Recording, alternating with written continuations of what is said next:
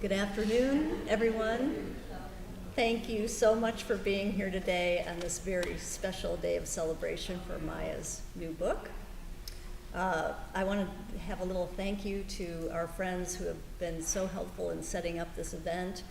Jason and Renee of Jason Wood Photography are videoing us today, and they're really quite wonderful. I want to thank my dear friend Carol Van Zant, whom I've known for almost 50 years, who's taking care of the book table for us. I would also like to thank Demetria Mensuelis and her daughters, Nectaria and Alexandria, who have been so generous and wonderful to take care of all the refreshments. Your support of artists like Maya and of independent publishers like myself is what keeps the spark of visionary writing alive. And I want to thank you all for being here today. Really, really special to have you. Maya, as you already know, is an exceptionally creative woman. Her compassion, her grace, her soulfulness, her dedication to her friends and family and to her writing, all are things that make Maya an outstanding human being, as well as a writer of very great depth of feeling and imagination. I've just been so honored to know Maya and to work with her and to serve as her literary midwife. And so without further ado, I give you poet and author Maya Mitra Das.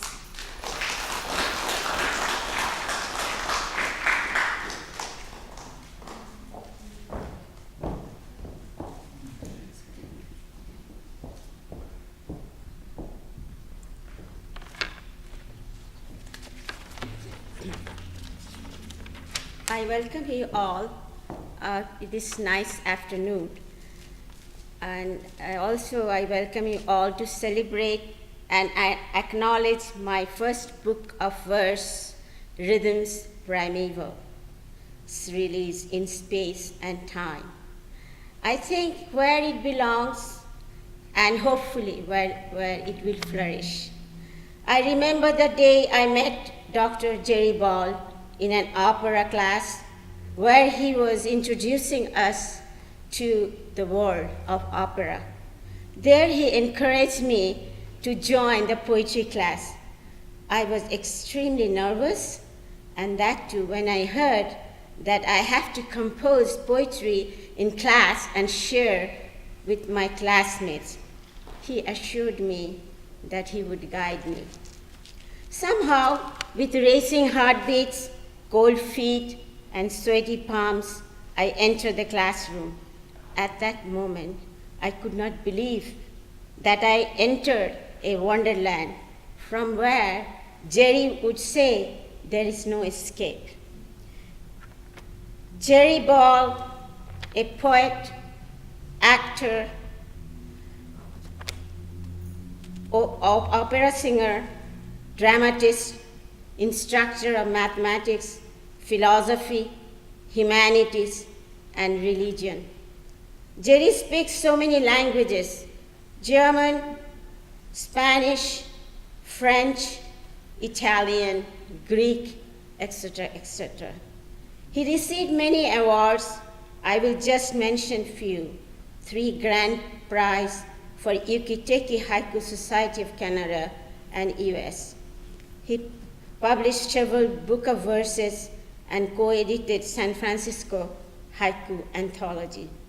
From the dawn of our civilization, we honor and recognize that some people are outstanding in their particular field, and some are outstanding simply as people. Jerry is both. We are extremely fortunate to have Jerry as our beloved teacher. I thank Karen Miro for publishing the book. Her hard work shows in finding the artwork and arrangements of the poems.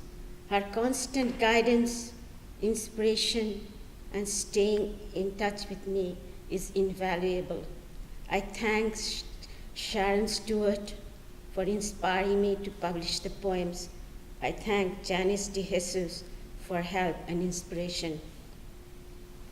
My appreciation goes to Patty Edmond, abstract artist whose images grace the cover and interior of the book.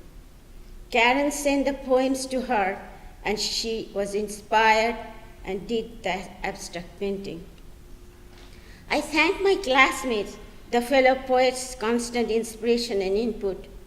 They provided the motivation to refine and improve these poems that has been instrumental to me in becoming a better writer. My thanks goes to Jason and Renee for videotaping the event. My thanks to Lafayette Library staff for their support and help to arrange the place for the event. I thank Carol, Karen's friend, and also Demetrius and her two lovely daughters, Nectaria and Alexandria, for their help. And I thank you all from the bottom of my heart for attending the event. You made me very happy. I will just start reading my poetry. First poetry is where my title came, Rhythms Primeval.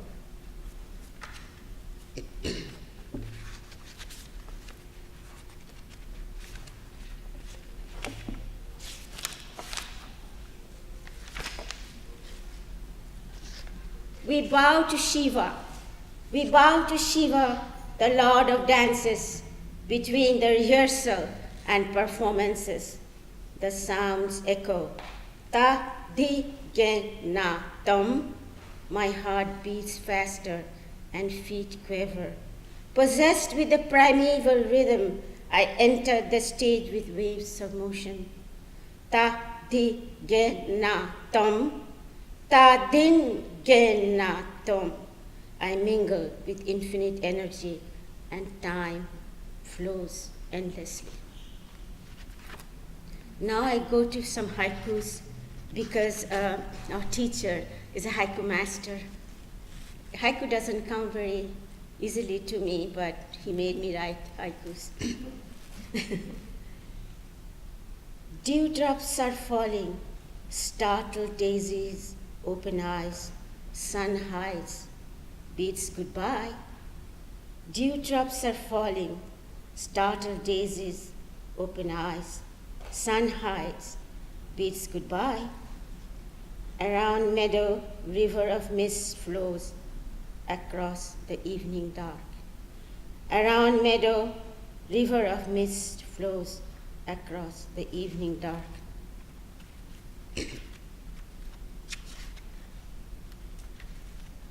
Autumn breeze calls for the leaves. I hug my loneliness.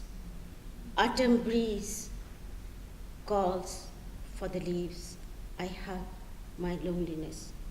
Moon nearly full but moist, slopes of mountain wrapped in shades stand silently, a dark wall. Moon nearly full but moist, slopes of mountain wrapped in shades stand silently, a dark wall.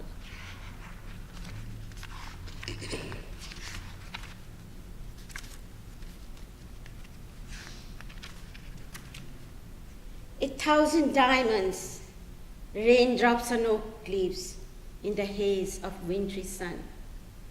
A thousand diamonds, raindrops on oak leaves in the haze of wintry sun. Through the quiet, the rocky river comes closer with rounded softness. Through the quiet, the rocky river comes closer with rounded softness. Misty morning, dreamy landscape blushed, first kiss of sun. Misty morning, dreamy landscape blushed, first kiss of sun. Raindrops falling from the slender of tall grasses at the foot of the mountain. Raindrops falling from the slender leaves of grasses at the foot of the mountain. Now I go to some not so long poetry poems. Desolate Place, the title. On the slope of a lonely stream, I sit on the edge and muse on this desolate place. Here the melodies of solitude breeze to tall grasses, and shadows chase the light all day. Title, My Friend. The profound quiet of the day changes slowly to evening's gray, as silence wrapped about me like a viper. Oh no, I want to scream. Words trickle through, but get lost. I remain silent. From the dark landscape, crickets chirps incessantly. The murmuring brook never stops. Night bird shrills the air. Rising moon bathes the earth in magnificent beam. Light and shade, I may embrace my friend, my dear loneliness.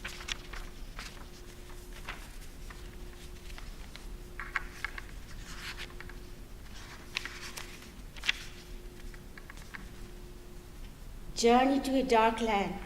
I journey to a dark land where neither moon nor stars shine. There, angry storms rolls in chariot and lash the light. Trees huddle in fear and whisper while the withered leaves rustle their mourning songs. I ride to the dark land, no more fear in my mind. In the spiral of darkness, I find my sorrow waiting to be absolutely mine.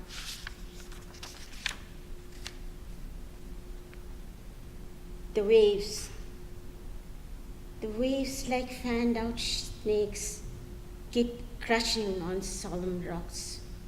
Sun's last kiss of the day spills color in a glorious way. Of all waves big and small, I love but only one. The wave that came close and touched me with a shiver, set my silhouette on sand to tremor, and then dissolve in wavy quiver. I cry out loud and utter, "Is this your message?" Seagull shrieks and ocean rumbles.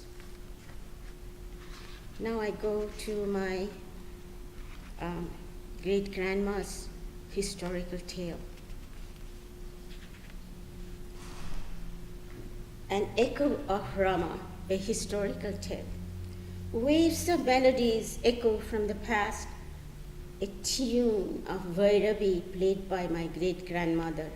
Her room was on the second floor with big windows and a marble floor. Born in late 19th century, olive-skinned Rama with big black eyes had many talents.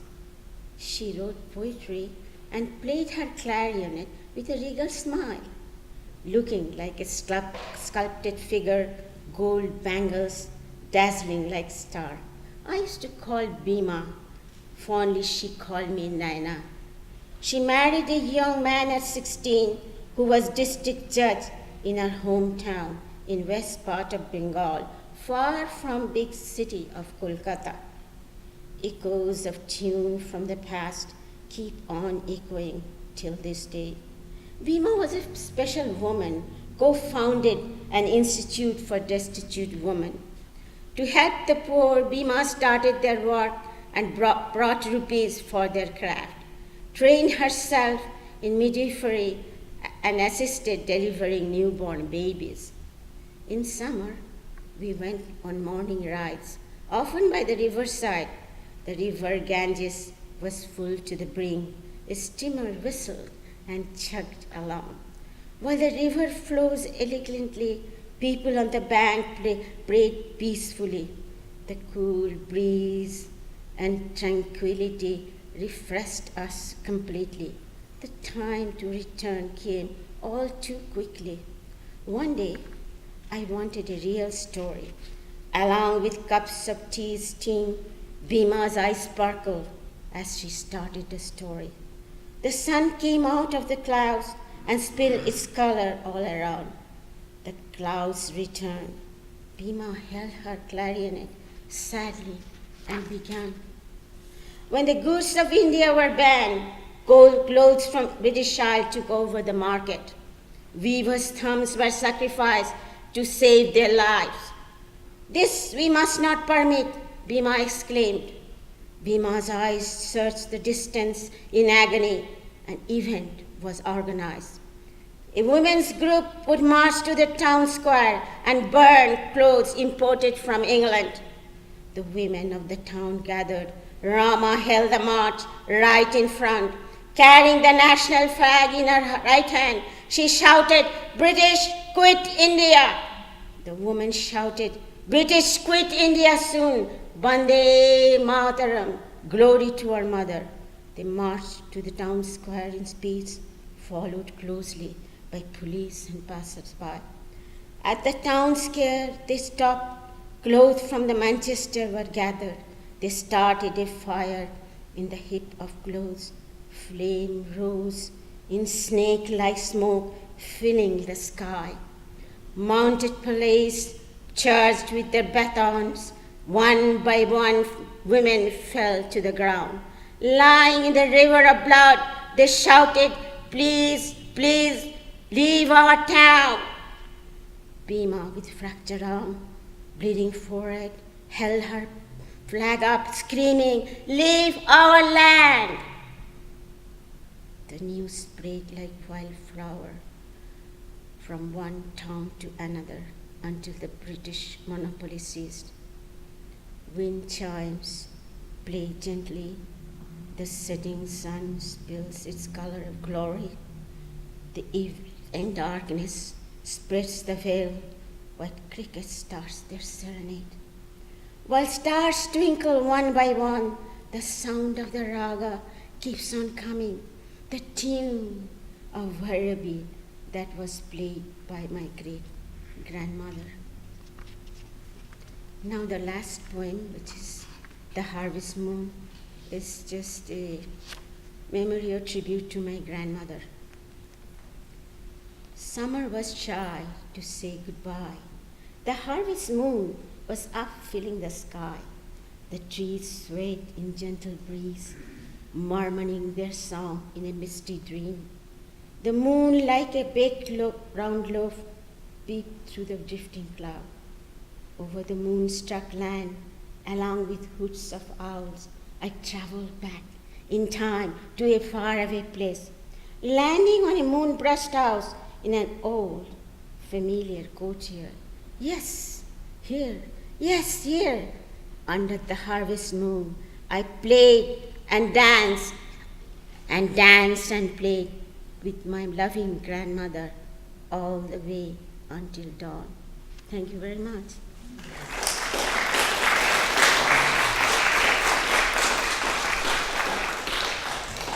If anyone would like to ask any questions tonight, we have. So, anyone has any thoughts for her? I can do that.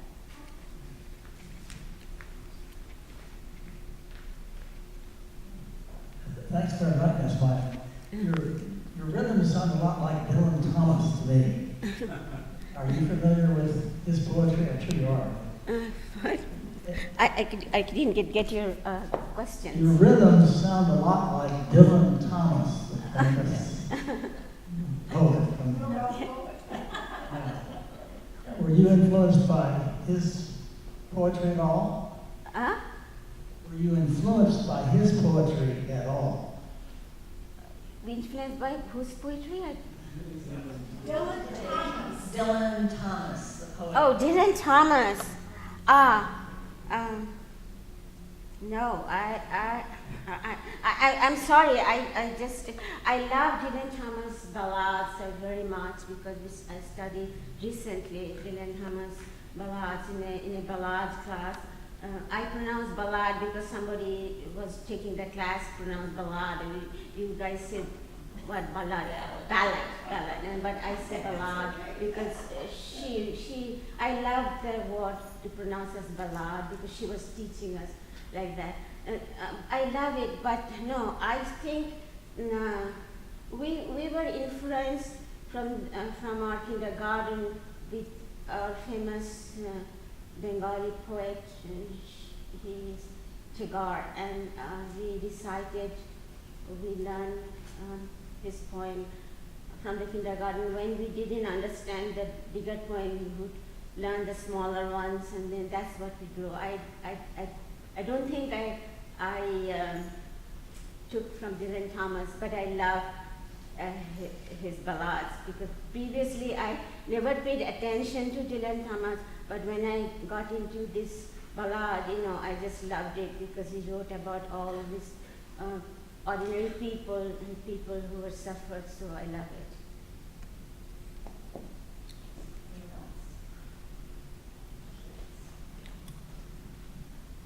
Not a question, but just a compliment. Maya, your poetry is beautiful, and I love the way you put it together, where you brought in your grandmother, and you did the haiku, and you did just your wonderful meandering into loveliness. It was beautiful. Thank you very much, Lynn. You're my good friend. That's why it's a good word, I think.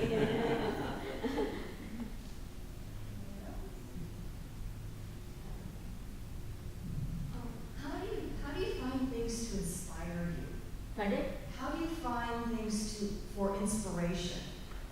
That's a really interesting question, because I don't know how I could describe it, because sometimes I am looking at through the window, as all the people say that the poets do, just don't have any work, like, look at the window. But then there are some moments where you are very dark mood. That is one inspiration. When I'm very happy, I don't think the inspiration comes too much. When I'm very sad and was, despair and hopeless, there is no light there. I find the inspiration to write and just open myself, my unconscious or whatever, up and write it down. And also sometimes in Jerry's class, he will point out like something, he will say something, and then we'll start writing. In the class, it would not show up properly, but then I go home and then think about it, contemplate on it, and then that's what it comes. But when I'm in happy mood, I don't think I can get anything done.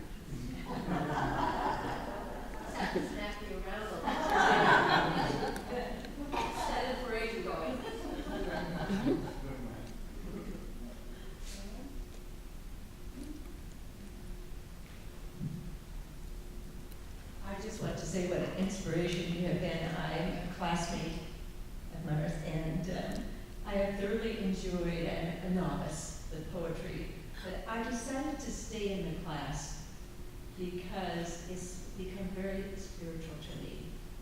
And I agree with you about when you're beginning to write poetry. I find the same thing, is that I will focus on something that was very meaningful to me, and there may be some sadness to it. And it's easier for me to begin writing. But I just wanted to thank you for all of your inspiration. Oh, you're so nice. Actually, most probably, I think another thing, maybe that is the luxury when I became sad, and it just because the things come out from it, so. Somebody could say that it's a luxury to be sad, but it's not really, because it hurts very much when you are in a dark mood.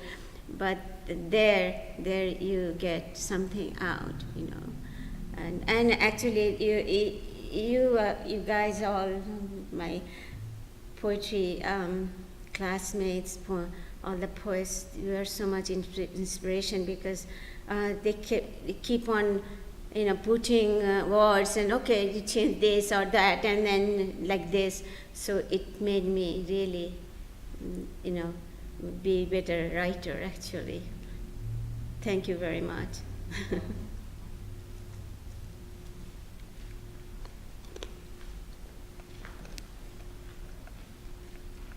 I think there is a saying that our sweetest songs are those that tell us sad stuff.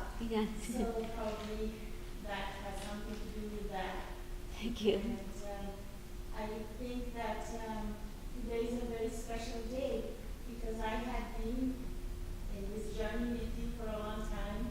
Uh-huh. And in many classes, and I have seen your writing. And today it's like birth of a child. Yeah, it is. It is. Less than that. Yeah. When a book comes out, it's a big deal. So congratulations. Thank you. Thank you very much. Yeah, it's like your child. Yes,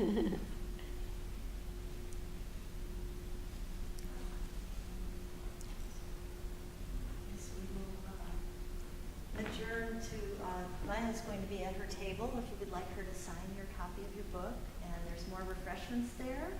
So I hope you'll all stay a while and have fun for a little bit, okay? Ready? Thank you. Yes, we need.